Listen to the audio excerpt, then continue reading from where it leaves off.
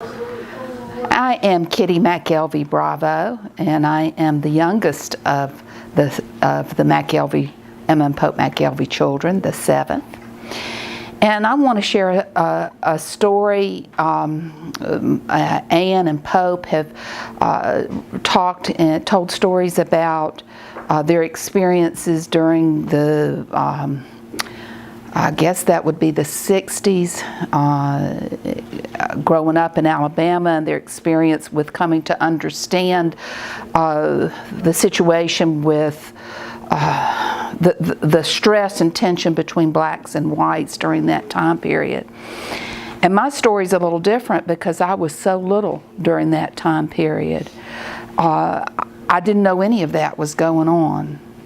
And that was a time period, you know, today's children, the news is on, they hear it, you know, something tragic happens, they all hear it and they all know about it.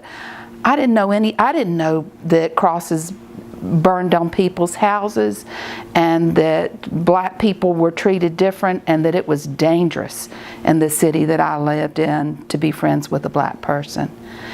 And when I went to St. Bede's, my best friend was Rosemary Brown. And Rosemary was black. She was the only black child in school. And the year, I think I was turning 10,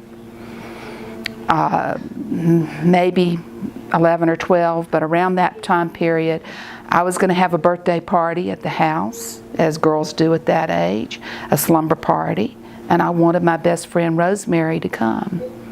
And I remember riding in the back seat of the car, and I don't know why I would have been riding in the back seat of the car, because it was just me and Daddy. Maybe I was in the front seat, I don't know. In those days you didn't ride in the back seat if you were, for safety anyway. So anyway, I remember riding in the car with Daddy and talking about wanting Rosemary to come to my birthday party. And he said, she can't come.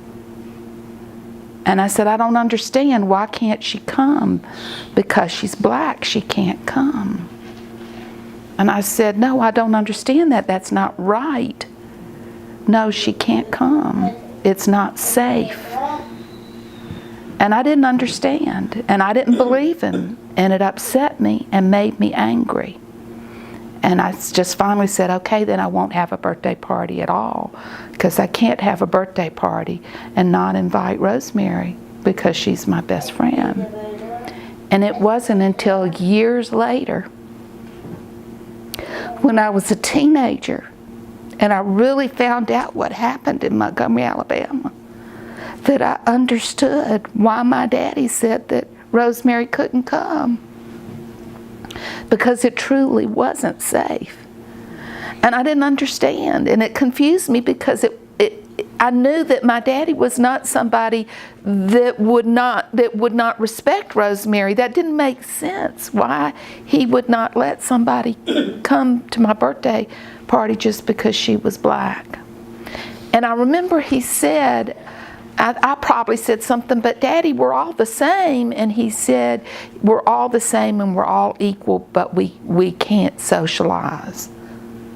And I didn't understand what that meant until I was older and understood what happened in my town. And then I'd like to fast forward to 2011, sitting on the steps of the Capitol right after 9/11. And there was a vigil, or a kind of people came with candles and were sitting around. And I was living in Montgomery during that time, and back after 25 years away. And I had been going to the Unity Church and was sitting there, I believe with Pope and Cassie, and two friends from the church walked up, a white woman and a black woman, holding hands. And that was really powerful to me. I thought, look how we've had this tragic thing happen, but look how much has changed. On the steps of the Capitol, where Jefferson Davis was sworn in as the Confederate president for a group of people fighting for slavery, where Martin Luther King preached, here come a black and white woman, now we can socialize.